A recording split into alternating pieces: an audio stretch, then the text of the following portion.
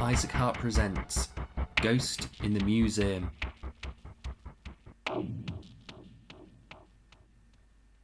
Episode 8 Sparrow Down.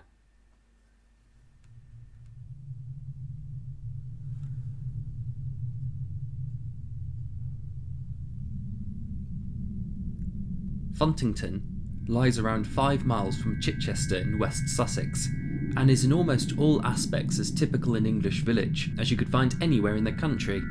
A small agglomeration of pretty red-tiled cottages clustered around a main road, a flint-faced church, St Mary's, with slanted lichen-stained headstones dotted around its churchyard like the innumerate satellites of a gas giant, a farm shop, a post office, a pub called the Fox and Hounds, and, on the occasion I happened to pass through it some years ago, a rather wonderful junk shop, distinguished by a large mechanical clock shaped like an octopus affixed to the wall, whose origins I didn't even begin to guess at. Indeed, the one facet by which Funtington is not distinguished is by its lack of a country house, the kind from which a lord would be accustomed to survey his manor. This is not because it has always lacked such a building. You only need to look at the geography of the place, and have a little knowledge as to the construction of these kind of villages, to soon happen upon where such a house should be. Walk up Church Lane from St Mary's, turn right down Commons Road, and then head up the Downs Road, which snakes its way into the rolling fields and hedgerows of the Sussex countryside, which surround Funtington like a great green and yellow sea of bristling, hissing reeds. Continue along the Downs Road, and then turn up the nameless narrow lane that winds its way lazily through the Kingly Vale, a large expanse of grass downland and shrubland, stone-built fences overcome by tall grasses and wildflowers. The sounds of the road that they are fade away. Birdsong fills the air. After the umpteenth turn, the lane terminates at one of those wooden gates you find in the countryside that are easily passed by the gaps at either side, thus rendering the heavy iron lock entirely pointless. Slip by the gate, and you will find nothing at the end of the lane. A large field stretches out before you, untilled, stony, barren, and in the height of summer, burnt yellow with dead grass. It is one of those spaces almost deafening in its emptiness, a great maw of absence that seems to pull in the distant clumps of ancient yew trees like the event horizon of a black hole, bending and stretching into unnatural shapes in the heat haze. The air is still, languid, so thick with heat that you could bite down on it. No birds sing. The silence is pulverising in its totality. This is where Sparrow Down once stood. It is a curious sensation to walk over the spot where a building has once stood. If you can get over the sudden, all-consuming oddness of the place that first washes over you like the blast of hot air from an open oven, you'll find it to be a seemingly unremarkable patch of scrubland. What at first resembles stony, dry soil is soon revealed by a shifting of the dust and detritus with your shoe to be a weathered concrete slab. A further rifling through the brush will soon reveal other markers to show what was once there. A few crumbling red bricks, the carbonised iron-hard stump of a dead tree, and beside this a deep impression in the ground, the presence of 3 worn stone steps into the sandy bottom, the only signifier that this was once, at one time, a decorative pond, and the 100 acres around it once manicured gardens, long gone. It is only at this level of granular inspection that any trace that a building, let alone one of the grander baronial seats in this part of England, once stood here is evident at all. For this reason it is illustrative to consult a photograph held at the Novium Museum in Chichester. It is the ultimate barometer of obscurity, I believe, how deeply an object is buried in a museum's collection. When even the most prominent pieces on display in a museum are considered of mere passing interest to most, and more often than you would realise be completely unknown to people who reside even in the same town, who can pass the building every day and never realise that it is their local museum, A sepia-tinged photograph, uploaded to the museum's website and seen, if the number count on the webpage is to be believed, by just 3 other people since its upload 12 years ago, is to be so forgotten by the human race as to be functionally non-existent. I came across the photograph some time after my visit to Funtington, absently curious as to what had once stood at the end of that narrow lane in the empty field. Asking the locals and the Fox and Hounds was a non-starter. Only in short stories is a stranger so bold as to walk into a pub and loudly inquire into a matter such as that, usually to be met by a descending hush and furtive glances from the villagers, who know not to talk of such evil things. Being an undergraduate student at the time of my visit, I had simply drunk my Diet Coke in complete silence and then been driven home by my one friend who owned a car. Searching for Funtington online yields few results as it is, its history less still, but I was able to find the photograph on the Novium's website, doubtless scanned by some thankless volunteer amid hundreds of other photographs held in the museum's collections. From the angle and the tree line in the far distance, it could only have been taken from the end of the lane, from the spot where I had stood and first beheld the empty, clawing space. In place of that emptiness, in the photograph, stands a modest-sized manor house. A pair of carved stone gateposts frames the vista, sharp-beaked sparrows wearing coronets, their tipped wings pointing to the sky. The ground around the house is neat and ordered, with handsome flower beds and fountains beside a long, wide driveway to the entrance. The entrance itself is a squat, Romanesque portico, the door lost in the shadows behind the columns, while overhead a pair of indistinct statues stand in 2 curved niches, flanking a family crest in a garlanded shield. The crest itself, such as it is, appears to be 3 sheep's fleeces. The manor itself has the box-like solidity of the late 17th century. Its core is 3 stories tall, with 3 rows of white-framed windows, reaching to a roof that terminates in 3 sharp points, and a cluster of spiralling ceramic chimneys. The wings of the building appear newer, yet have a disconcerting asymmetry that all but declares that no single architect has planned its chaotic design. The west wing is short and flat, with a single tall chimney that reaches another story into the sky, while the east wing is long and thin, with several of its windows bricked up. Peeking from behind the west wing, barely visible, is the edge of a pond and a single gnarled yew tree, whose branches seem to almost overshadow the squat single-story structure. The impression from the photograph is that of several buildings having been smashed together and reassembled out of order. Jacobean stone lintels and Georgian Palladian columns jostling for space with Tudor wood beams and Victorian masonry. The whole structure exudes a yellowing, slightly shabby appearance, even through the gloom of the old photograph. The image is accompanied by a perfunctory label that reads as follows: Sparrowdown, circa 1900, seat of the Weeks family who held the baronetcy, now extinct, demolished 1955. It is, to say the least, an arresting image, and a description intriguing in its cursory bluntness. The sprawling, looming manor house in my mind came to hover, ghost-like, over the empty spot I had seen at the end of the lane, lingering like a double exposure, the outlines of the manor pulsing and fading away like the afterglow of a flashbulb camera. Something about it must have grabbed me, more so than all the dozens of other country houses I have come to study in the course of my career. As in the years since I first visited the spot where Sparrowdown once stood, I have become, if I may be so bold as to say, something of an expert on the place and its history.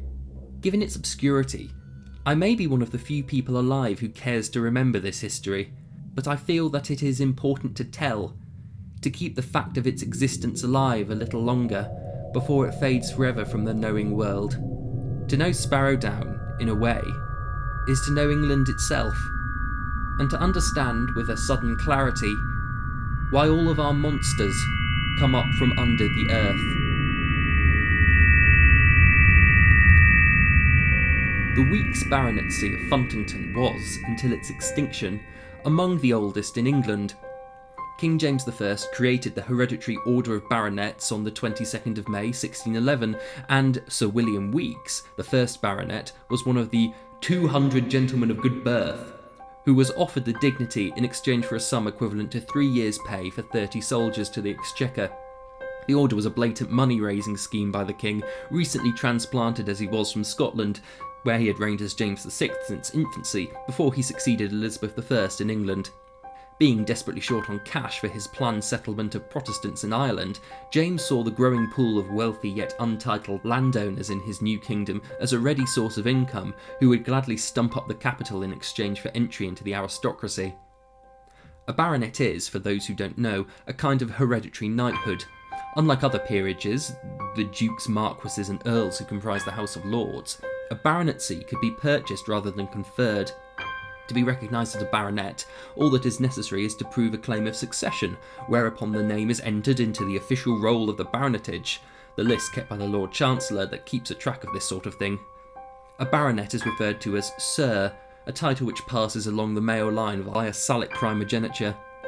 Baronetcies cannot be inherited by women, and if no male member of the family is forthcoming on the death of the previous incumbent, a baronetcy is said to become vacant, and if still unclaimed after a span of 5 years, is rendered dormant. Baronets are, by far and away, the largest percentage of the British aristocracy.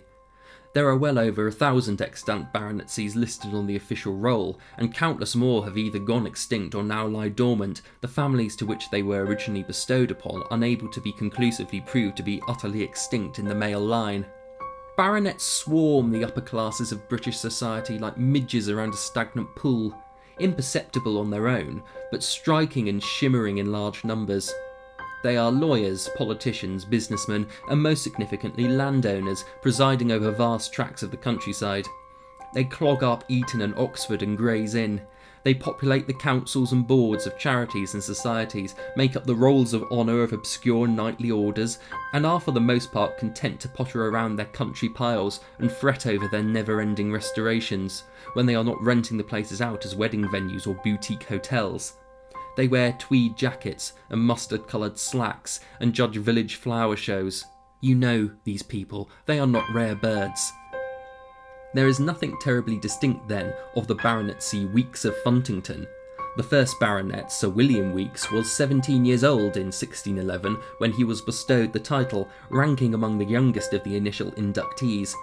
Family legend, such as survives today, would later hold that young William had been a favourite of King James, whose dalliance with George Villiers, the Duke of Buckingham, illustrated his proclivities for handsome young men, and it does seem that William served as a page at James's coronation 8 years earlier at Westminster Abbey.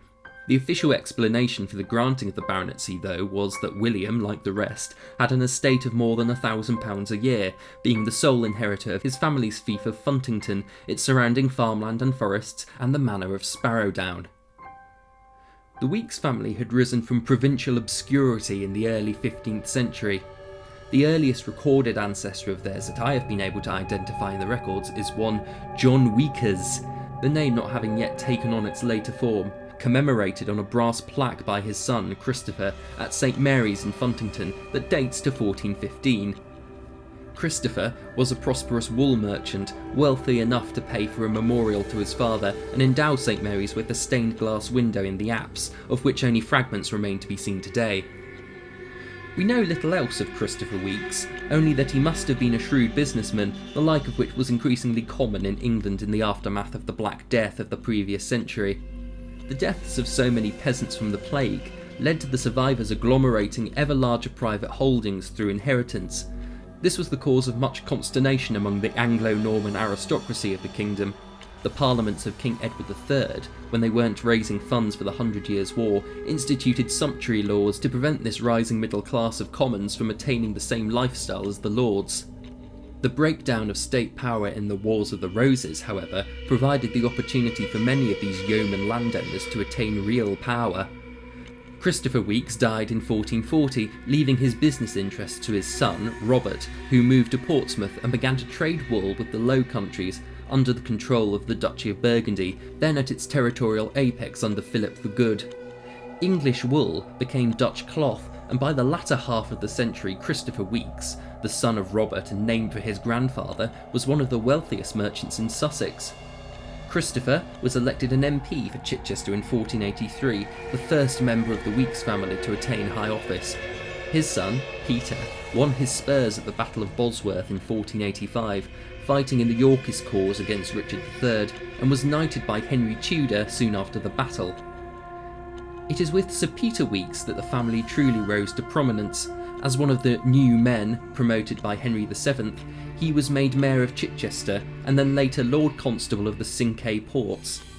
Sir Peter survived the purges of the more hated administrators by Henry VIII when he succeeded to the throne in 1509, and continued to serve sporadically as an MP and a county sheriff until his death in 1529. Peter's son, Sir David Weekes, was more ambitious still, and is perhaps the first true character of the dynasty, although not for the best of reasons. An epithet such as Black David cannot help but speak to his odious nature that can still be sensed down the centuries, like the heat glowing off a hot coal. Sir David was said to be so cruel that he once gouged out the eye of a fellow gentleman with a fork after an argument over a game of cards, which, to compound matters even more gravely, he was playing on a Sunday. It may be that the cloud of dark stories about Black David only rose up in the centuries after his death, but it is undeniable that his dark reputation was originated in the manner by which he came to possess Sparrow Down as the Weekes family seat. Funtington Abbey was a Cistercian monastery that was established in 1125 by Abbot Roger of Evrequet, who had travelled from the mother house of Clairvaux in France to establish the abbey on Kingly Vale at the invitation of Henry I. The monastery was built in a shallow valley known to the locals as the Devil's Sink, an ominous name for what seems to have been little more than a sinkhole that sheep were prone to topple into when they wandered off unattended. Regardless, perhaps it was felt that the foundation of the monastery would be a prudent move to plug the sink and assuage the peasantry that any potential demoniac influences were sealed beneath a great plug of godliness, the chanting of the monks keeping at bay whatever lurked beneath. Though not a terribly well-endowed religious house, Funtington Abbey did have a period of great flourishing in the 13th century, holding great swathes of the countryside and a controlling interest in the nascent wool trade with the continent. It is likely that the Weekes family began their slow climb to prominence as monastic serfs on the estate they would later possess. It is recorded that in the year 1281, King Edward I and his wife Eleanor of Castile were hosted at Funtington Abbey for 3 days. An inventory of the vast feast that they were prepared being preserved in the Abbey's rolls. The decline of the Abbey began with the coming of the Black Death in 1349, which devastated Funtington to such an extent that the village had to be refounded by neighbouring settlements, so depleted was it of men. It is from this era that the first of the dark tales to be attributed to Sparrow Down emerges. According to later traditions, the name Sparrow Down itself derives from an incident which occurred when the plague first arrived in the village. Isolated in the quietude of the English countryside, it seems that the news of the spreading pestilence had not yet reached Funtington by the time the disease itself did. The wave of buboes and agonised deaths that heralded the reign of King Death sent the villagers into a frenzy of fear. Neighbour turned on neighbour, and wild rumours ran rampant. In the hysteria, or so the story goes, the folk of Funtington came to believe that the plague had been brought to their homes by the sparrows who nested in their thatched roofs. Thus began a mass purging of the songbirds. The villagers caught them in nets, struck them from the skies with stones and arrows, crushed them beneath cartwheels and threw them still living into roaring fires. Soon, the chirping of sparrows could be heard in Funtington no more. The plague, of course, did not dissipate, and now to add to the villagers' woes, the lack of birds caused an explosion in the insect population, who ruined the harvest and plunged the whole county into famine. The last wretched survivors of Funtington dragged themselves to the abbey, clawing at the great wooden doors to beg for food and care. The abbot callously forbade the doors open, fearing that the crazed villagers would rob the monks of their plentiful reserves of grain. So it was that when the High Sheriff of Sussex arrived to relieve Funtington Abbey, he found the corpses of the villagers heaped at the door, starved to death, their fingers worn down to bloody stumps from their futile scratching. The abbey and all the lands around it would gain a new name from the locals who survived the horror, a name that remembered the folly and the cruelty of the villagers, who cast down the sparrows and silenced their birdsong forever. In its final 2 centuries, Funtington Abbey was known to all as Sparrow Down, a particularly ghoulish slice of folklore, and one perhaps smouldering with an ember of fact amid the dramatic flames.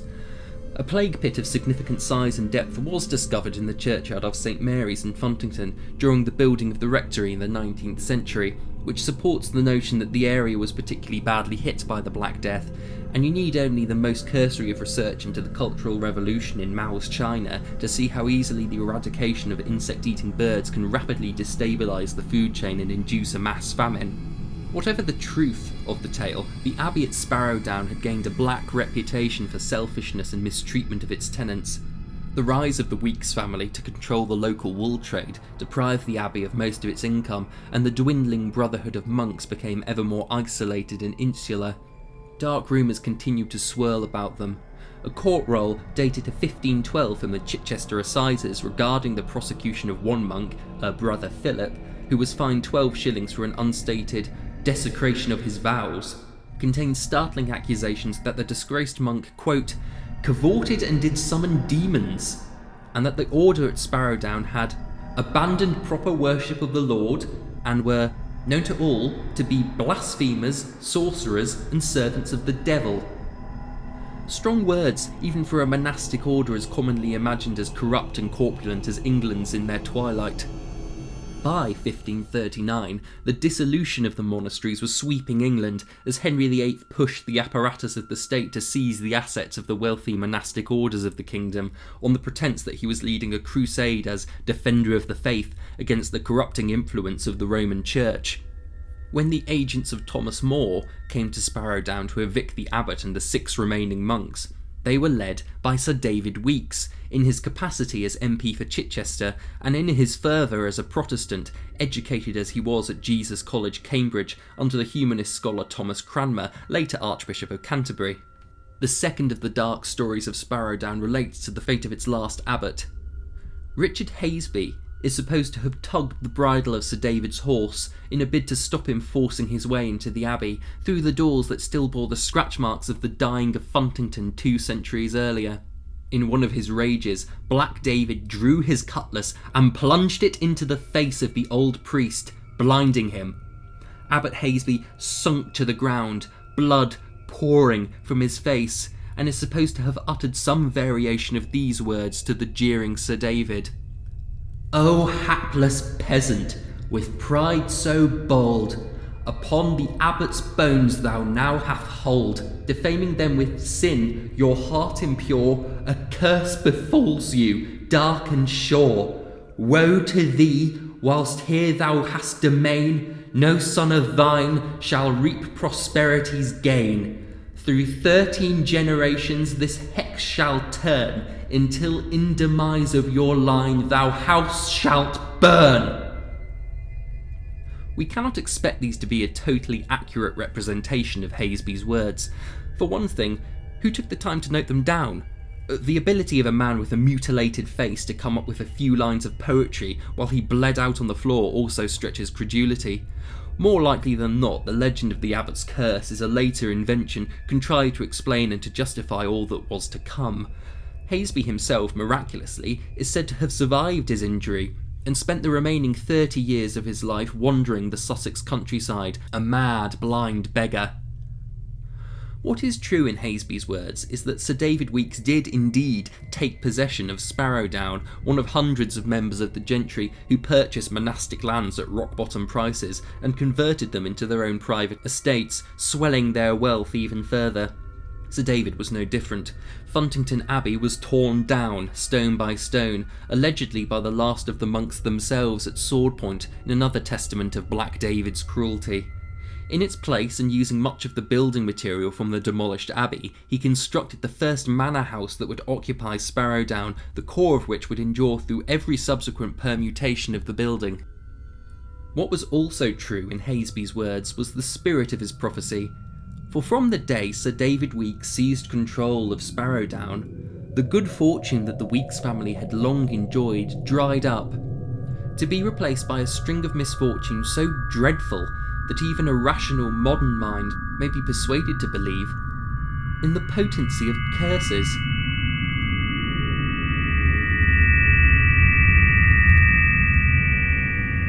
David did not enjoy his prize for long.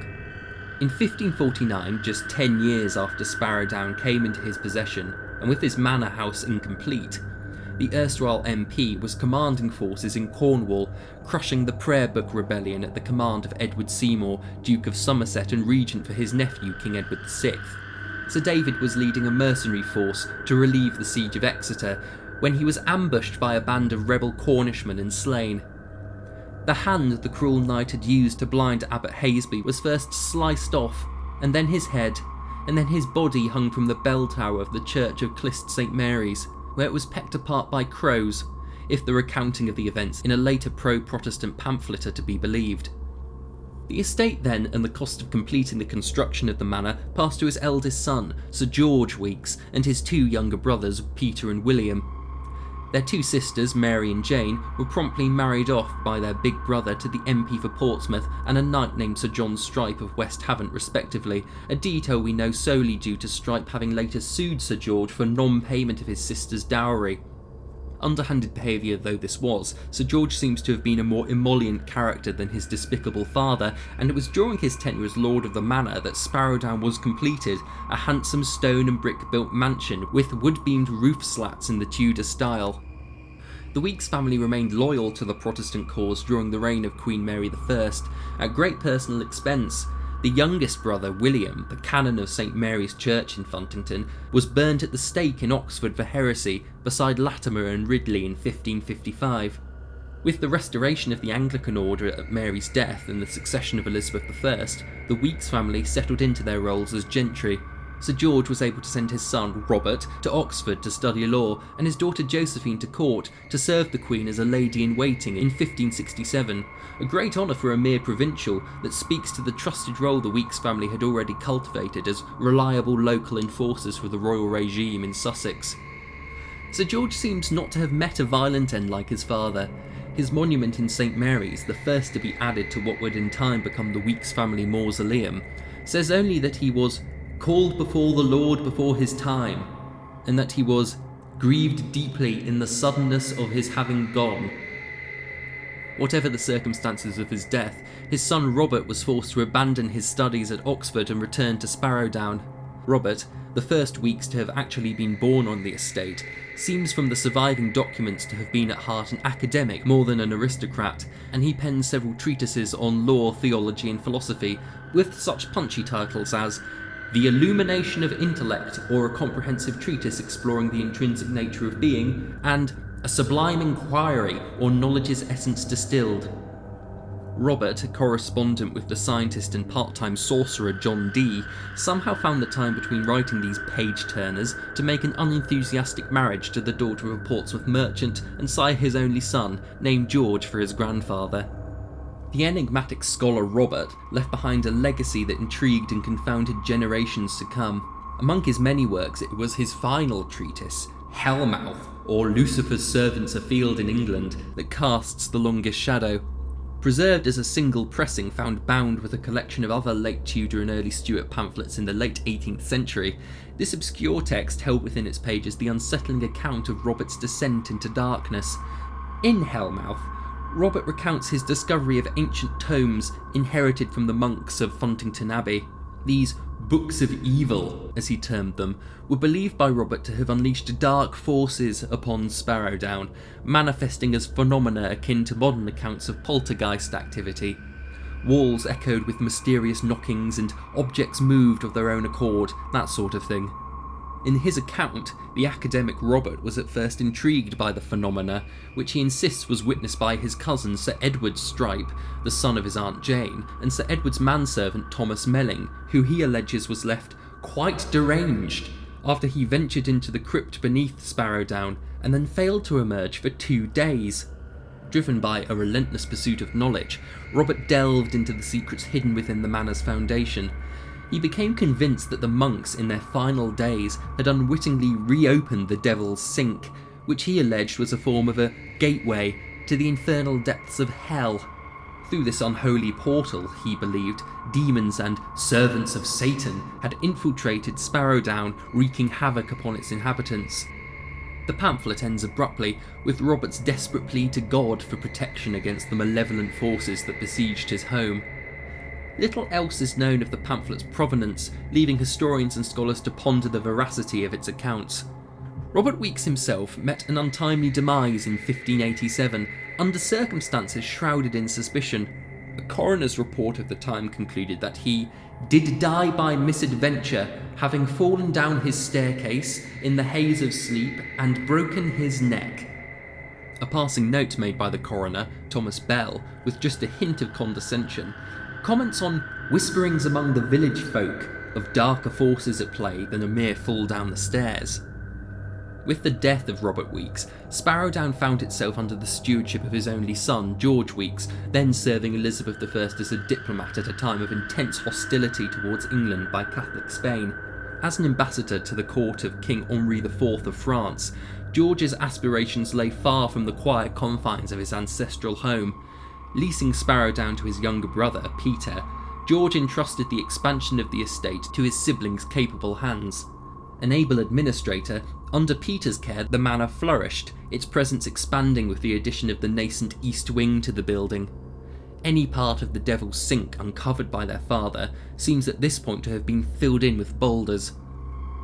Knighted by Elizabeth in 1593, Sir George Weeks returned briefly to his family estate that summer, driven by the obligations of nobility to contract a suitable marriage to Penelope, the daughter of Sir Oliver Lane, the esteemed High Sheriff of Dorset. Yet, George's tenure at Sparrowdown was fleeting, as duty called him away once more. Abandoning his newlywed wife to undertake his next diplomatic posting, George embarked on a perilous mission to Tangier, charged with strengthening ties with the Emir of Morocco against the looming threat of the Iberian Union. He would not return. Tragedy struck in the unforgiving waters off the Azores, where Sir George Weeks' ship, the Constant Faith, foundered in a sudden tempest. All hands were lost, save for one lone survivor. Ferdinand, an enslaved African cabin boy, was discovered clinging to a broken sail, rescued days later by a Spanish galleon returning from Mexico. Ferdinand's account of the doomed vessel is rich with portent. "De sea, he repeated, his words etched into the ship's log by the astounded captain, one Gonzalo Miguel de Zaragoza. "De fire out de sea." Ferdinand perished soon after, his corpse flung overboard, in the manner pertaining to Negroes, as Zaragoza so mercilessly describes. The body of Sir George Weeks was never recovered. We return at last then to Sir William Weeks, the first Baronet. Barely 6 months old at the time of his father's drowning, the boy found himself thrust into the midst of familial discord and legal wrangling. Sparrowdown, the estate of his forebears, became the coveted prize in a battle of wills between kin and ambition. Sir Oliver Lane, the boy's maternal grandfather, saw an opportunity to gain, even amidst the sorrow of his daughter Penelope's untimely demise soon after. He laid claim to Sparrowdown, seeking to seize control of the estate and its fertile lands. But his ambitions were met with fierce resistance from William's uncle, Peter, who fought tooth and nail to protect his nephew's birthright.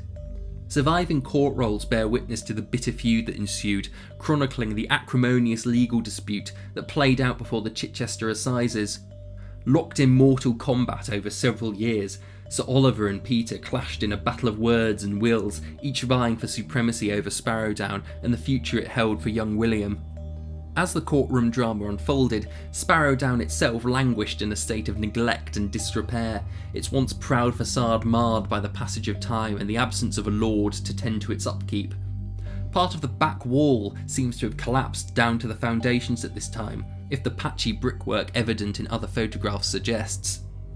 Though the whereabouts of young William during this tumultuous period remain shrouded in mystery, it is likely that he found refuge in the care of his uncle Peter, who seems to have spared no expense in ensuring his nephew's education and well-being. Despite the legal wranglings that had engulfed Sparrowdown, Peter and his wife, Roberta, remained steadfast guardians to the young heir. In the year 1600, Sir Oliver Lane met his sudden demise within the walls of Sparrowdown itself, bringing the legal dispute to an abrupt end in Peter Weeks' favour. No cause of death is given on Lane's memorial brass at St. Peter's Church in the nearby village of Racton, only a plea to God for mercy upon his soul, that is afflicted by the weight of sin. Peter Weeks, restored to Sparrowdown as the guardian of his nephew, and with the dawn of a new era under the reign of King James, wasted no time in securing young William's future. Dispatching him to court at the tender age of 10, he paved the way for his nephew's ascent into the highest echelons of society. You know the rest of the story. In the year 1611, Sir William Weeks ascended to the ranks of the nobility, crowned as the first Baronet of Sparrowdown, and destined to endure one of the longest tenures in the role. True to the cause for which the class of baronets had been created by King James, Sir William was instrumental in the plantation of Ulster, sponsoring the settlement of Protestants in the north of Ireland in the wake of the flight of the Catholic earls following the 9 Years' War. As godly a Protestant as the baronets purported to be in their motivations, Sir William was not so motivated by Christian righteousness, so as not to enjoy a tidy profit from his venture, collecting considerable land holdings in Ireland, confiscated from their Gaelic tenants and leased out to Protestant settlers for rent. Once more, the Weeks family fortune was swelled by avaricious ventures. In the year 1612, Sir William took Lady Veronica Stanley as his bride, sealing an alliance with the powerful Devereux family through her cousin the Earl of Essex, executed in 1601 for his failed rebellion against Queen Elizabeth. Together, they had a purported 12 children, if the kneeling figures on his tomb at St Mary's are to be counted correctly. 3 of these died in infancy. Veronica, Lady Weeks, bore the weight of maternal grief with the stoic grace expected, or enforced, on women of that age. In 1639, tragedy struck once more, as she breathed her last in childbirth, her 13th child stillborn and, according to later sources, malformed monstrously. This coming exactly 100 years after Sparrowdown had entered the Weeks family's possession, could not have helped but seem a grim echo of Abbot Haseby's curse. Indeed, it seems that Sir William turned in the aftermath of his wife's death to the writings of his grandfather, Robert, whose enigmatic treatise Hellmouth seems to have been printed in the woodcut style of the 1640s, rather than the 1580s when it is presumed to have been written. It is likely, then, that Sir William, in his grief-stricken state, undertook the task of publishing his grandfather's work. Darkness continued to stalk Sir William's footsteps, claiming the lives of 3 more of his sons. William, Peter and Nicholas, namesakes of their forebears, each in turn fell victim to an early demise. William died suddenly while pursuing his studies at Oxford, while Peter, at the tender age of 3, succumbed to a particularly ghastly accident. According to a coroner's report preserved in Chichester's county archives, the boy did through misadventure, perhaps having seen an object of fancy in the water, fallen in the river, and being taken up in the water wheel of the mill, was crushed unto death. Nicholas Weeks, a fine portrait of whom by Sir Anthony Van Dyck is preserved at the National Gallery, although rarely on display, met his end aged 18 at the Battle of Edge Hill in 1642, his sacrifice a testament to the unwavering loyalty of the Weeks family to the cause of King Charles I. A staunch royalist to the bitter end, Sir William took up arms in defence of his sovereign, his sword raised in defiance against the tide of rebellion, as all his ancestors before him had done. As the axe fell upon the neck of his beloved king, Sir William fled to Ireland. It was during the siege of Drogheda in 1649 that Sir William met his end in a blaze of blood and iron, his head allegedly struck from his shoulders by a cannon blast. He was 55 years old. In the wake of Sir William Weeks's demise, the mantle of the Sparrowdown baronetcy fell upon the shoulders of his 4th but eldest surviving son, Sir Peter Weeks. Named for his elder brother, who had died a year before his own birth in 1623, the 2nd baronet would find no solace within the halls of Sparrowdown, for the winds of change had swept across England, ushering in the Republican Commonwealth in the aftermath of King Charles's execution. While his father had made his final stand on the blood-soaked fields of Ireland, Sir Peter, like many royalists, sought refuge across the Channel in France, where he pledged his allegiance to the exiled King Charles II. Meanwhile, Sparrowdown once again became a pawn in the ever-shifting game of politics and power.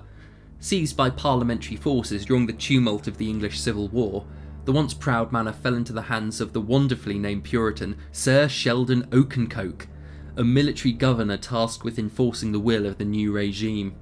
Yet he and his wife lasted no longer in the house than Sir Oliver Lane had, abandoning the estate after just 6 weeks for nearby Racton Manor, complaining of the papist malevolence of the Weeks estate. Abandoned by its transient occupants, Sparrowdown was next converted into a barracks for the new model army.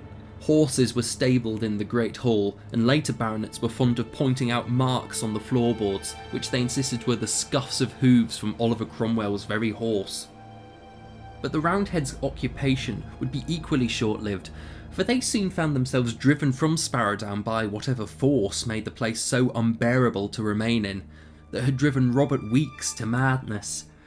In a desperate plea before a military tribunal, the soldiers are recorded as speaking of foul devils, popery and infernal infestation that had disturbed their rest, that had slashed great gouges in the backs of doors. The 3 men of their company who had disappeared, they insisted, were not deserters, but had gone down to search the crypt for weapons, and had simply never returned.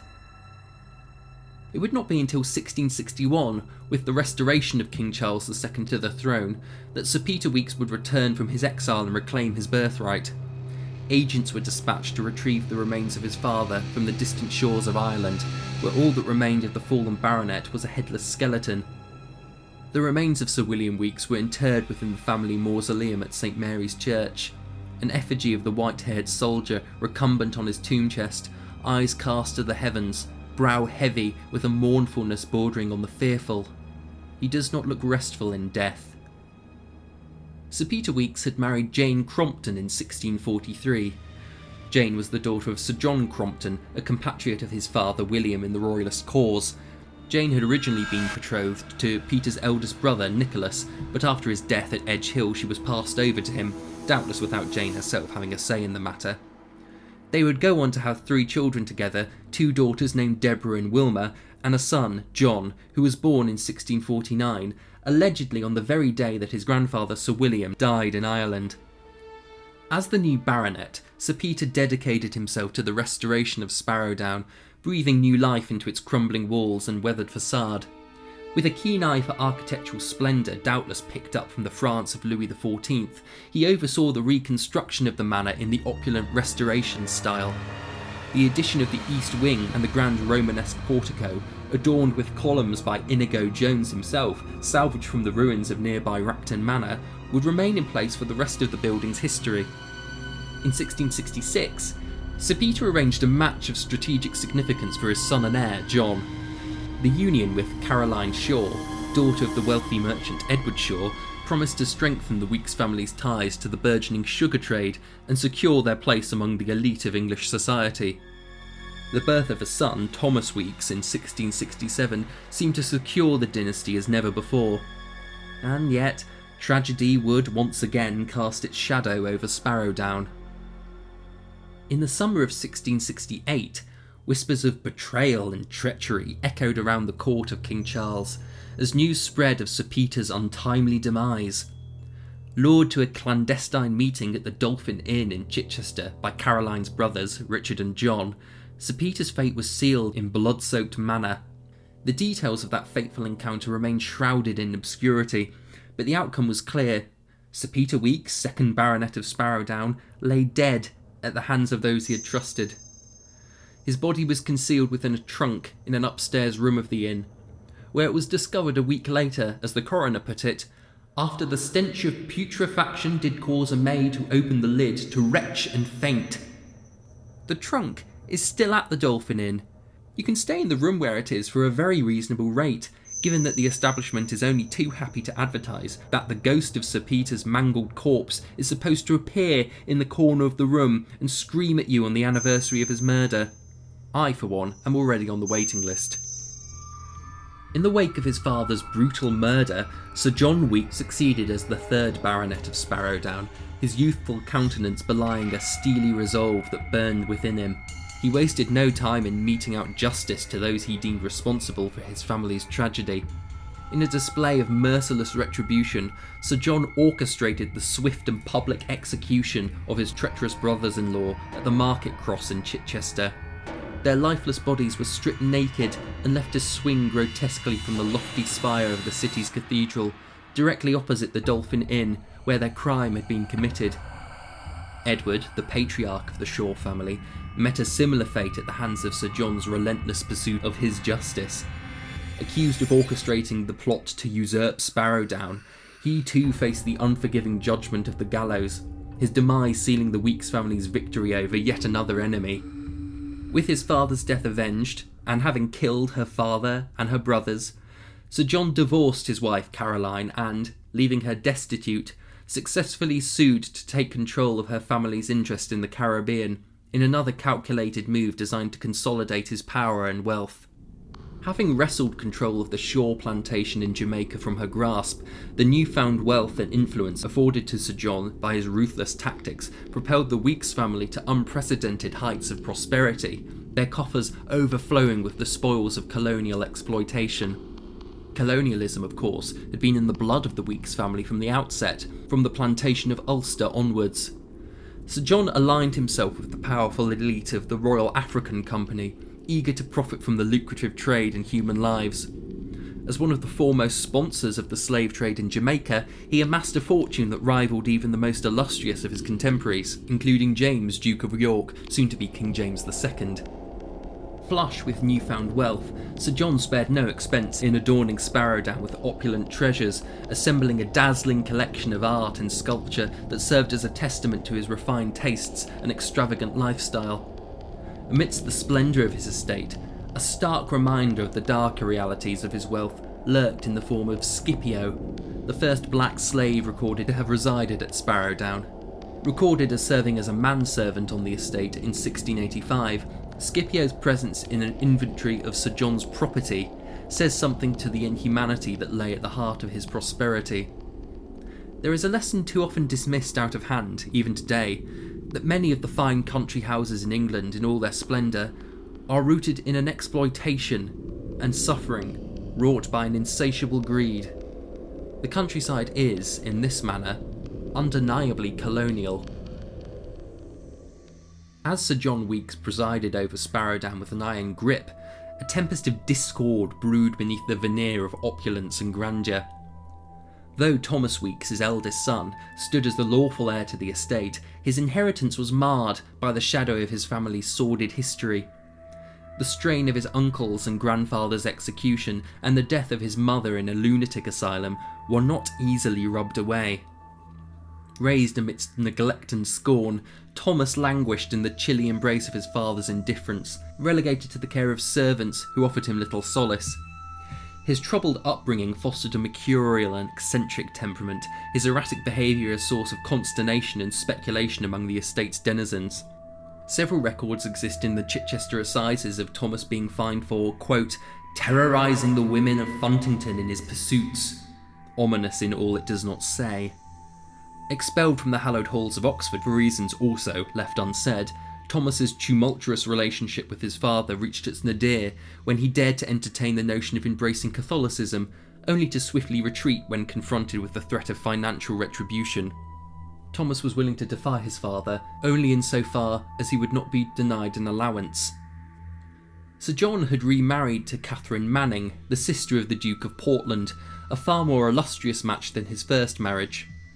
In 1683, 16 years after Thomas's birth, Sir John's second son Peter was born, followed by a further 3 daughters and a younger son, Henry. All things pointed to Sir John disinheriting Thomas as his heir in favour of Peter, which is what made it all the more confounding why, following his sudden death aged 51 in 1700, Sir John Weeks' will confirmed that the estate and the baronetcy should pass to Thomas. Catherine, incensed by the perceived injustice, cried foul to her influential kin, alleging foul play and scheming to secure her son Peter's claim to the Weeks baronetcy. Dark whispers of treachery and murder swirled around Thomas, casting a pall of suspicion over his ascension to the lordship. Fueling the rumours of his malevolence, Thomas's behaviour grew increasingly erratic and unhinged. He was often spotted atop Sparrowdown's roof, engaged in conversations with thin air. When asked, he would simply say that he was talking to his headless great-grandfather, Sir William. He was, as the 4th Baronet so casually put it, helping him find his head. Thus, when news of Thomas's death reached the ears of Catherine Manning in 1707, it came as little surprise that whispers of foul play failed to stir the air. Found lifeless upon the portico, its spire sticking out through his chest, Thomas's death joined the long list of tragedies that had befallen the Weeks family. People even then were starting to sense a pattern. Folklorists have preserved a rhyme from the local farmhands, still being sung in the early 20th century. "If devilry you truly seeks, stay but a while with good Sir Weeks." As the dust settled on the tragic demise of the 4th Baronet, Sparrowdown found itself embroiled in yet another tumultuous chapter of its storied history. Catherine Manning, wielding her influence with a steely resolve, swiftly manoeuvred to secure her son Peter's ascent to the baronetcy, eager through him to take control of the estate. However, Catherine's ambitions were met with formidable opposition in the form of Jane Fielding, the daughter of the local furrier, whose audacious claim to a matrimonial bond with Sir Thomas threatened to unravel the carefully woven plans of the Portland clan to seize ownership of the Weeks estates and assets. Armed with marriage deeds from St Mary's as her arsenal, Jane asserted her right to Sparrowdown with unwavering tenacity, backed by the legitimacy of her union with Sir Thomas.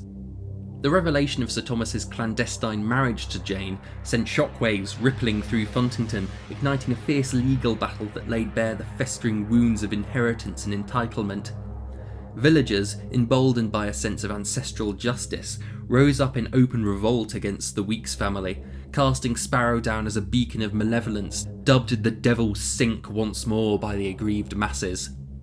Sparrowdown bore witness to a barrage of indignities as the villagers vented their collective fury upon the grounds their distant ancestors had died on as they tore at the doors of the abbey with bleeding hands. Dung heaps and carcasses littered the estate, while flames consumed several of the outhouses. A form of mass hysteria seems to have swept the mob, if accounts at the time are to be believed. Visions of devils clambering the walls, of ghostly monks chanting in the grounds, even of the headless Sir William riding through the streets, all ran rampant, even driving the village rector, Matthew Benting, who recorded all the fevered happenings in his diary, preserved at St Mary's, to be called to Sparrowdown to pray that the doorway to hell that doubtless sat beneath it should be closed and the abbot's curse lifted.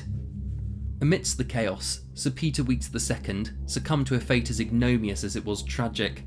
Stricken by a wasting disease contracted from the sordid alleys of Portsmouth, he met his demise in 1713 at the tender age of 30. With Catherine Manning driven into exile, the mantle of the baronetcy fell upon the shoulders of Sir Christopher Weeks, thrust into the spotlight at a mere 11 years of age. The villagers of Funtington, buoyed by the prospects of one of their own assuming the mantle of power, dared to dream of a brighter future under Sir Christopher's stewardship. Yet their hopes were soon dashed, as Sir Christopher, ensnared by the opulence of Sparrowdown and the allure of its ill-gotten gains, succumbed to the excesses of his station. Embracing a life of indulgence and extravagance, he earned notoriety as a flamboyant dandy, squandering fortunes on finery and fripperies. In 1721, Sir Christopher wed Barbara Langton, who gave birth to a son and heir, Simon, in 1723. The Weeks dynasty, ensconced in the trappings of wealth and privilege that Sparrowdown afforded them, entered the Georgian era as sedate creatures of the British gentry. It was an idyll that would not last.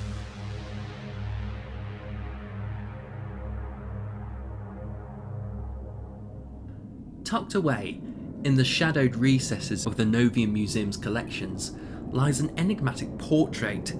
It commands little attention amidst the grandeur of its more illustrious companions. Yet, for those attuned to the legends of Sparrowdown, its presence evokes a haunting tale that transcends the confines of its unremarkable frame. The painting, devoid of a title or date, portrays the crude strokes of a local artist's hand, lacking the finesse and artistry of its esteemed contemporaries of the 18th century. Its subject, a black man of uncertain origin, gazes outwards with eyes wide and apprehensive, as if ensnared within the clutches of an unseen terror. His expression, intended perhaps to convey deference or reverence, instead elicits a sense of profound unease, his features contorted by the artist's clumsy rendering. Yet it is not the man's visage alone that captivates, but the circumstances surrounding his presence within the frame. An analysis of the painting's frayed edges reveals traces of a larger composition, suggesting that the man was once a peripheral figure within a group portrait, relegated to the margins before being unceremoniously excised and isolated, his image physically cut out of the painting and put within a smaller, shabbier frame. The label is equally cryptic: The Black Boy. It is a designation steeped in ambiguity, offering scant clues to the man's identity or his place within the historical record. Discovered languishing in a forgotten corner of a Funtington junk shop, the same one with the octopus clock I was later to visit, by the astute curator John Simpson in 1962, exhaustive efforts to unearth the truth behind the portrait's origins were made, but no definitive identification of the sitter could be established. And so, in the absence of concrete evidence, the portrait assumed an unofficial title, redolent of the dark legends Sparrow Down seemed to accumulate like an electrostatic charge. The portrait is known as Cicero. Amidst the opulent grandeur of Sparrow Down in the early Georgian period, Cicero and his sister Antonia existed in a state of perpetual servitude, their lives bound by the whims of their young master, Simon Weeks. Born into slavery on the Shore Plantation in Jamaica, their origins are shrouded in the murkier depths of colonial exploitation, their true names lost to history. The precise circumstances of their arrival at Sparrow Down remain veiled in obscurity, yet it is known that they were separated from their parents at a tender age, transported across the expanse of the Atlantic Ocean to the shores of Portsmouth in 1728, a year after the ascent of King George II to the British throne. From there, they were conveyed by carriage to the now sprawling estate of Sparrow Down, where they were bestowed with their new names by Sir Christopher Weeks, the 6th Baronet. In a desperate bid to efface the stigma of his mother's humble origins, Sir Christopher had become an ardent admirer of classical art and literature, funding several expeditions to Italy to purchase ancient statues to decorate his gardens. Cicero and Antonia were destined to become playthings of young Simon. Theirs was a relationship steeped in inequality, a reflection of the rigid racial hierarchy that permeated British society at the time. In the eyes of their young master, Cicero and Antonia were mere chattel, existing solely to cater to his every whim, no matter how callous or how degrading. Simon, by all accounts, was a creature of cruelty and caprice, intoxicated by the elixir of wealth and privilege he was born into. Encouraged by the pernicious influences of his upbringing, he wielded his authority with impunity, heedless of the suffering inflicted upon those beneath him. It was a perilous dynamic, and one that would unleash upon Sparrow Down perhaps its most infamous tragedy to an already blood-splattered ledger. In 1743, Sir Christopher Weeks met his untimely demise amidst the ancient yew woods that bordered the estate, his life extinguished in a tragic and bizarre accident. According to the grim accounts of the coroner's report, the 6th Baronet had embarked on an ill-fated endeavour to fell the towering yew trees that graced the grounds of Sparrow Down, intent on expanding the parkland that surrounded the estate. Surveying the works, his horse seems to have stumbled upon a treacherous root concealed beneath the forest floor. The horse reared in panic, its hooves thrashing wildly amidst the tangle of undergrowth, while Sir Christopher, caught unawares, was violently thrown from his saddle. In the ensuing chaos, his head collided with a jagged piece of masonry, a remnant of the ancient Funtington Abbey that had once stood on the grounds. Dead at the age of 41, Sir Christopher was entombed in the family vault at St Mary's, in the most elaborate tomb yet, a great marble construction that even today takes up a full quarter of the cramped chantry. With Sir Christopher's demise, the mantle of the 7th Baronet fell upon the shoulders of his son, the young and inexperienced Sir Simon Weeks. Elevated to a position of wealth and power at the age of 20, Sir Simon wasted no time in unleashing a reign of terror upon the inhabitants of Sparrow Down. Cicero, who had the merest shreds of respect as a child, if the finery of his clothing in the Black Boy portrait is any indicator, found himself relegated to a manservant, confined to the dismal confines of the West Wing. His sister Antonia, meanwhile, was condemned to a fate far more harrowing. Sir Simon was already married, to Sophia Dredd, the daughter of a judge from Chichester, and they had a young son, Peter. Antonia, however, became Simon's unwilling mistress. Simon would inflict a horrendous spiral of abuse on the enslaved woman, fathering several illegitimate children. So Simon enslaved his own progeny by Antonia, keeping them on the estate as servants, gardeners, playmates for young Peter, their own half-brother. Over the course of 2 decades, Sir Simon's tyranny knew no bounds, as he subjected Cicero and Antonia to a relentless onslaught of abuse and degradation, all the while the estate and its fine collections of art continued to swell. So it was at Sparrowdown, so it was at 100 other country manors that dotted the English countryside. What is so notable of the domination and control of Cicero and his sister is its catastrophic coda. The London papers were breathless in their reporting of the sordid affair. On the morning of the 26th of June, Sir Simon Weeks was found dead in the very bed that had borne witness to countless acts of cruelty and depravity upon Antonia. When Dorothy Walker, the maid of all works, burst into the Fox and Hounds pub with her apron drenched in crimson, the villagers of Funtington were plunged into a frenzy of shock and horror. "He's killed the master, the brute!" she cried, her words echoing through the dimly lit tavern with the weight of terror.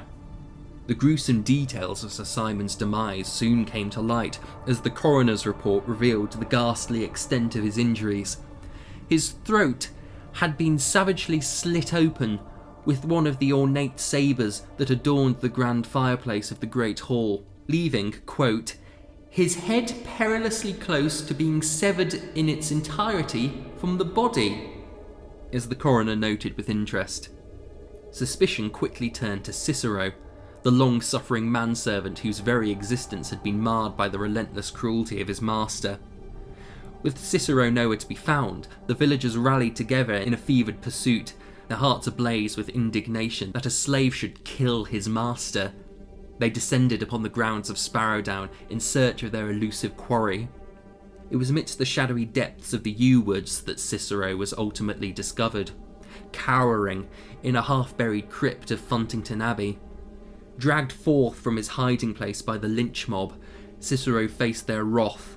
Battered and bloodied, Cicero confessed to the heinous crime that had robbed Sir Simon of his wretched existence. Simon, he raged, had raped his sister Antonia and beaten her near unconscious when she rebuffed his advances.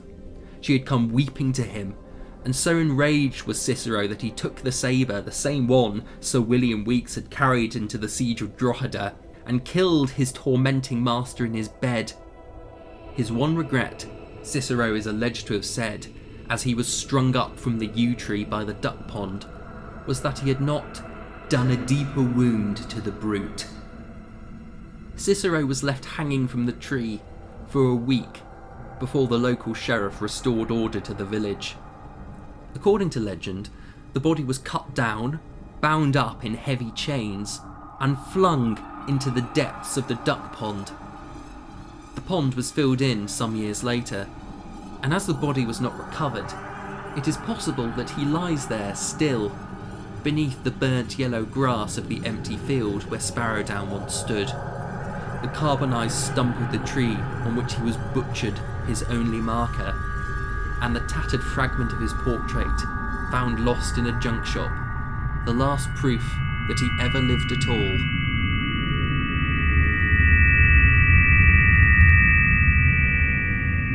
The scandal of Sir Simon's murder at the hands of his slave would dog the Weeks family for the rest of their days, casting a pall of darkness over the once proud estate. The nefarious deeds of the 7th Baronet, laid bare for all to see, served as a rallying cry for the abolitionist movement that was gathering momentum across the nation. Sympathy for the brutalised Cicero and Antonia, revulsion at the mob justice against the villagers of Funtington, left a stain on Sparrowdown deeper and blacker than any of the other foul misdeeds that had defined its history. Amidst the tide of change sweeping through Britain, the 8th Baronet, Sir Peter Weeks III, inherited the mantle of his forebears. His brief and tumultuous tenure was marked by a descent into madness before his death in 1779, aged 37, felled by syphilis which he allegedly contracted in Naples while on the Grand Tour. In his final days, Sir Peter is supposed to have roamed the long, sagging Tudor corridors of Sparrowdown, wailing to his remaining servants that he was being tormented by ghosts of Abbot Helsby, his empty eye sockets bleeding as he hurled curses, of Sir William, headless, grasping, lunging forward to seize him, of Cicero, rising up from the fetid, stagnant pond, his chains rattling as he beckoned Peter to join him. Sir Peter was the last weeks to be buried in the family vault at St Mary's Church. The rector of the time, William Dale, recorded that there was simply no room left, the paving slabs buckling with the number of bones beneath them. There was a smell coming from the chantry now, and a heat. The church was being filled with the stink of sulphur. Sir John Weekes II ascended to the title of the 9th Baronet, inheriting not only the grandeur of Sparrowdown but also the burden of its past. Born amidst the shadow of his grandfather's tyranny, John would go on to hold sway over the manor for an unprecedented 54 years, presiding over a gradual and slow decline. The early years of Sir John's reign were marked by a fervent passion for history. An amateur antiquarian, driven by a relentless curiosity, he embarked on a quest to unearth the secrets buried beneath the ancient grounds of his ancestral home, heedless of the toll it would exact on the estate's already dwindling fortunes. The gardens Sir Christopher had plundered Italy to decorate were torn up and never completely restored. With an army of labourers at his command, Sir John embarked on a series of excavations that would lay bare the hidden depths of Sparrowdown. Delving deep beneath the earth, he uncovered the forgotten tombs of the abbots of Funtington Abbey, their ancient resting places left undisturbed for centuries. Yet it was what lay beyond these that would capture Sir John's imagination and propel him further into the realms of obsession. Removing the boulders placed by Sir George Weekes in the 16th century, Sir John uncorked the Devil's Sink. There, as he elaborated in an academic article published in 1821, he uncovered the remnants of a Romano-Celtic temple, a Serapeum, its sacred altars and devotional offerings to the enigmatic Greco-Egyptian god Serapis, a testament to the convergence of cultures that had once thrived upon the grounds. It is to date the only Serapeum ever uncovered in Britain, although it has not since been re-excavated, so this cannot be conclusively proved. The pieces uncovered by Sir John's digs can now be found at St Mary's, built into the wall with other spolia from the abbey. Among them is a crude carving of Serapis, the horned god, eyes scowling out from the stonework. Prior to the temple Sir John uncovered, the site around the Devil's Sink had been an Iron Age settlement or hill fort, with traces of heaped earth around the pit. Delving 40 feet down, he uncovered what now seems likely to have been a Bronze Age round barrow tomb, similar to the others found on Kingly Vale, although only a few shards of bone remained. Sir John recorded the infernal heat that swelled at these depths. A few prehistoric arrowheads were recovered before the dig had to be abandoned due to the structural integrity of Sparrowdown itself being threatened. The Devil's Sink was once again sealed up, without the bottom ever having been found. Sir John's eldest son, Colonel Robert Weekes, had a career as a soldier, serving during the Napoleonic Wars, and later serving as a governor in Madras in India, where he was renowned for his cruelty and harsh treatment of the locals. This meanness would be his undoing, however, for in 1832 the Great Guntur famine swept the area. Robert died of malaria and was buried in Madras, having never succeeded to the Weekes baronetcy. When Sir John died a year later in 1833, the estate passed to his 26-year-old grandson, Sir Christopher Weekes II, the 10th Baronet. By now, Sparrowdown was in serious decline. Slavery was abolished in 1834, and Sir Christopher received a handsome compensation settlement from the government for the loss of the Shaw plantation in Jamaica, which he used to tear down the old west wing of the house where Cicero had once lived. It was the last spate of building work to be made on Sparrowdown. Sir Christopher died in 1849, aged 46, from a smallpox outbreak, and the estate was inherited by his 16-year-old son, Sir David Weeks, the 11th Baronet. Attending Eton College at the time he inherited the baronetcy, he rarely returned to Sparrowdown, instead decamping for London, where he lived a fast life of gambling and debauchery. The Weeks family fortune, accumulated through centuries of colonial exploitation, was squandered in a little under 2 decades. By the time Sir David died in 1868, the estate left to his son Sir Matthew Weeks, the 12th Baronet, had dwindled to almost nothing. Sir Matthew spent much of his tenure in a lunatic asylum, and he died without issue 7 years later in 1875.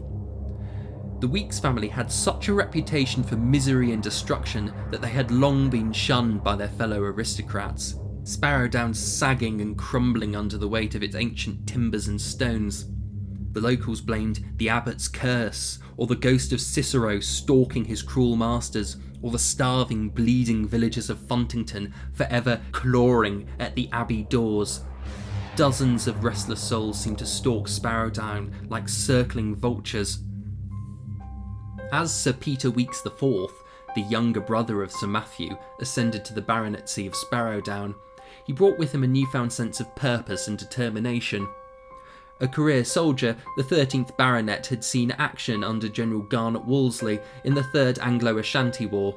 Peter had participated in the sack of the Ashanti capital, Kumasi, which the British Army demolished with explosives, leaving Kumasi a heap of smouldering ruins. Sir Peter returned to England adorned with the laurels of victory and laden with the spoils of war. The looted treasures of Kumasi, including ancient tomes written in ancient tongues unknown in Christendom, as a newspaper report said at the time, added an air of exoticism to the faded, tatty estate that Sparrowdown had become. With a soldierly precision, Sir Peter set about restoring the grandeur of the estate. The ramshackle extensions of the past were dismantled, and the venerable core of the building underwent a meticulous transformation, emerging from the shadows of neglect to embrace the dignified elegance of the Victorian era. Under Sir Peter's stewardship, Sparrowdown reclaimed its status as a beacon of gentility and refinement, drawing admirers from far and wide. In a shrewd move to bolster the estate's finances, Sir Peter opened the gates of Sparrowdown to the public, inviting visitors to explore its storied halls and manicured gardens on the last Sunday of each month. The once secretive manor became a popular destination, attracting curious sightseers eager to uncover its hidden mysteries and dark legends. It was during this time that tales of Cicero's restless spirit and the spectre of Sir Simon's murder began to circulate in written form, fueling the imagination of visitors and locals alike. Yet, behind the facade of hospitality and charm, whispers of Sir Peter's embellishments and fabrications began to circulate among the discerning few. Rumours swirled that the baronet, burdened by financial constraints, had spun elaborate tales of hauntings and tragedies to captivate his audience and ensure the continued success of Sparrowdown as a tourist attraction. "A haunted house titillates, an old house merely bores," Sir Peter was rumoured to have remarked to the Mayor of Portsmouth, a testament to his savvy understanding of human nature and the allure of the supernatural and the fantastic. Yet, whether born of truth or fiction, the tales of Sparrowdown's dark past continued to captivate the imaginations of all who crossed its crumbling threshold. The tranquillity that had briefly graced Sparrowdown with its visitors was shattered by the tragic events of the summer of 1900. Christopher Weeks, the promising young heir to the estate, met his untimely demise in the murky depths of the Duck Pond. The jovial atmosphere of a summer's day turned sombre as Christopher, along with his companions, engaged in a fateful dare to traverse the waters that held the spectre of Cicero's grim fate. With carefree abandon, Christopher accepted the challenge, plunging into the pond's embrace with youthful enthusiasm.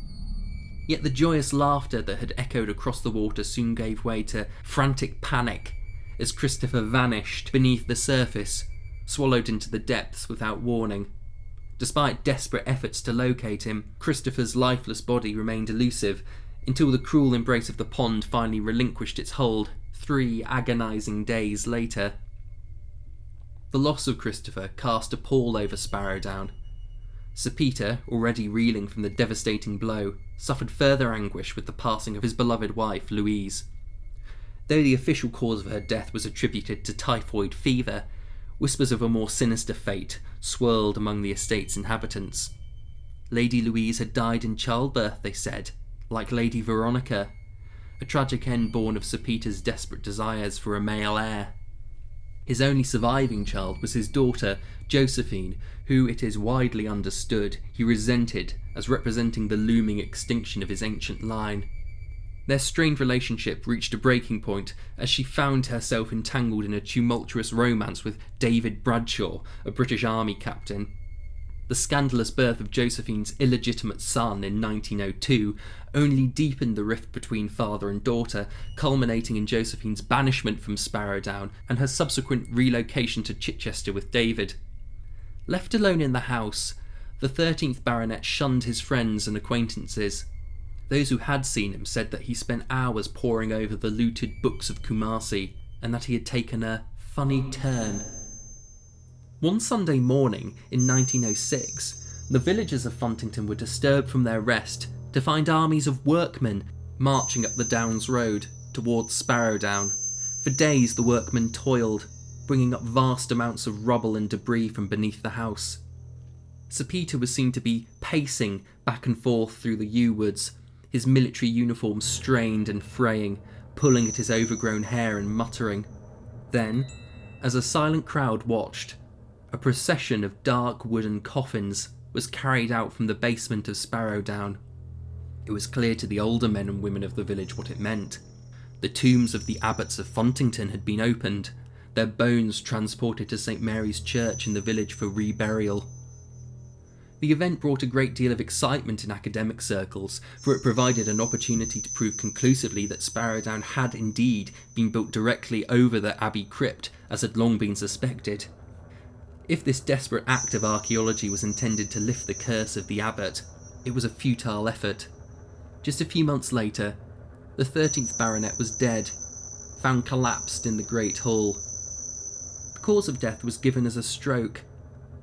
It was noted in the coroner's report that the framed portrait of Cicero was lying on the floor beside him. Sir Peter had been fond of telling his friends, at the time that Sparrowdown was open to the public, that Cicero's portrait fell off the wall on the anniversary of his death. With the laws of the baronetage being clear, with the death of Sir Peter, the Weeks baronetcy became vacant. With no male heir to be found, in 1911 it was officially rendered dormant. The line that had begun with Sir William exactly 300 years earlier was at an end.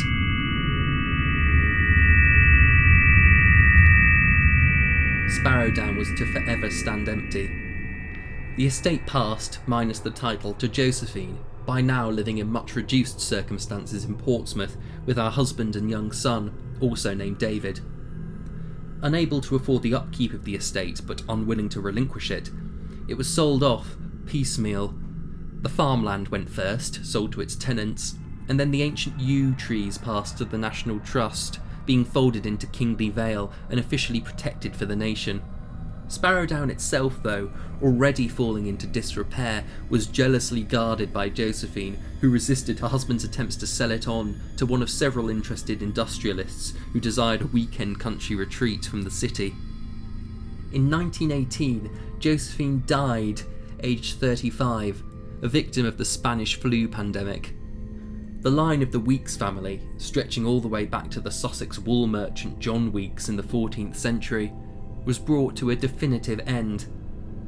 Its passing was little noted at the time. Josephine had left no will, or in any case none could be found, and she was buried without great ceremony in the public cemetery in Portsmouth. I found her grave recently, after much searching, while visiting friends down south. It's a shabby, faded tombstone of grey marble, half the words flaked off. The Weeks family crest, 3 golden fleeces on a red field, is all that marks out that this is the end of the line of such a storied family. The Weeks dynasty passed out of this world and into the oblivion of history with such quietude as to be almost unnoticed. Sparrowdown by rights should have gone to Josephine's 16-year-old son, David Weeks Bradshaw, but as he was underage, his father, the elder David, took control of the house. His efforts to sell it, however, were to be thwarted. On the morning of the 22nd of May 1921, the villagers of Funtington were awoken by an almighty crash and a plume of smoke rising into the sky. Rushing out of the Fox and Hounds and up the Downs Road, they were astonished to find that the roof of Sparrow Down had collapsed. The walls were fractured, the Romanesque portico lying in pieces, the tall ceramic chimneys lying pell-mell across the driveway. Structural engineers soon established what had caused the house to fall. The digging undertaken by Sir Peter in the crypt 15 years previously had fatally weakened the base of the walls, and the pressure had driven open the mouth of the Devil's Sink. A great cavity had opened up in the ground, and Sparrow Down had quite literally collapsed under the weight of its own past. There was to be no salvaging the building now. Its contents, that which remained, were extracted from the rubble and sold off. The wood panelling was stripped out, the paintings auctioned, the portrait of Cicero, his name stripped away once more, finding its way to the junk shop in Funtington, where it would lie undiscovered for another 40 years, becoming merely the Black Boy. Sparrow Down was left a denuded, gutted shell, its long halls empty, its windows dark. As the years passed, Sparrow Down languished in a state of desolation and decay, left to wither amidst the encroaching wilderness. David Bradshaw, unable to sell the dilapidated estate or the land it occupied, resorted to fencing off the crumbling ruins with wire barriers, warning off curious onlookers with stern signs proclaiming it to be an unsafe structure. Nature, undeterred by these barriers, soon began to reclaim Sparrow Down for its own. Weeds sprouted from the cracks in the roofless shell, their tendrils creeping through shattered windows, entwining around broken beams.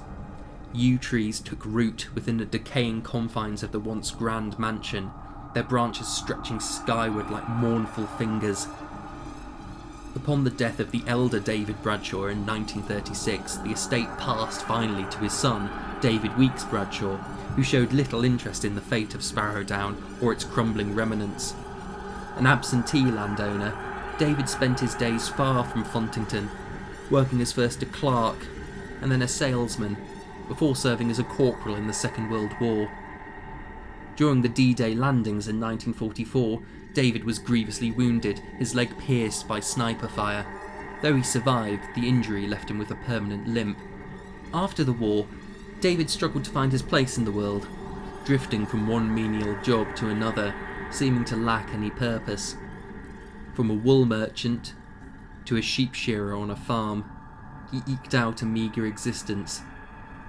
In 1953, David Weeks Bradshaw passed away, alone, in a nondescript hotel in Bognor Regis, his body discovered by a startled cleaner. "It was horrible," Doris Baines is recorded as saying in the Chichester Herald. "He looked like he had been frightened to death." Like his grandfather before him, David's demise was attributed to a stroke. He had never returned to Sparrow Down. He had been born in a mansion. He was buried in a pauper's grave. 2 years after David Weeks Bradshaw's passing, Sparrow Down burnt to the ground. The house, already a hollow shell of its former self, was consumed in an inferno that burnt for 3 days before it went out. No effort, it seems, was made to douse the flames. Sparrow Down was consumed down to its very foundations, leaving behind nothing but a smouldering heap of blackened stones and charred debris. It was, as a newspaper reported a local farmer having said at the Fox and Hounds later that day, like the fire, had shot straight out of the ground, straight out of the mouth of hell. The cause of the fire was attributed to local teenagers from the village who had taken to scaling the rusted iron fence and breaking into the estate. Bored and seeking mischief, they ventured into the dilapidated mansion, vandalising what remained of its interior, indulging in illicit gatherings fueled by rock music, daring each other with the ghost stories their elders had told them as children. Whether the blaze was sparked by a stray match or a wayward cigarette, its ferocity was undeniable, reducing Sparrowdown to a heap of ruins and ash. Amidst the devastation, legal disputes over the ownership of the estate further complicated matters. With David Weeks Bradshaw having left no will to determine its fate, the land lay empty and overgrown, as it does to this very day, that desolate, clawing vacuum of a nothing that I saw at the end of the lane that summer's day. In the years that followed, proposals emerged for the redevelopment of the site, with plans for a farm shop rumoured to be in the works. However, bureaucratic hurdles and disputes with the local council stymied all progress, of course, and to date, I hear, work has yet to begin on clearing the site. Given the reluctance of the locals in the last century to go near it, I doubt that will change until the last lingering memories of what Sparrowdown was fade from the world. There is one small detail that stood out to me, buried within the archives of the Chichester Herald, as I concluded my research. In a small print footnote accompanying the report of its destruction, it was mentioned that during the clearing of the charred wooden timbers and debris from the crypt, the tombs of the ancient abbots were uncovered intact, a concrete shell being placed over them to preserve them for future excavation. Which rather raises the question, if the abbot's bones still lie under Sparrowdown, who, exactly, did the bones that Sir Peter removed from the crypt belong to?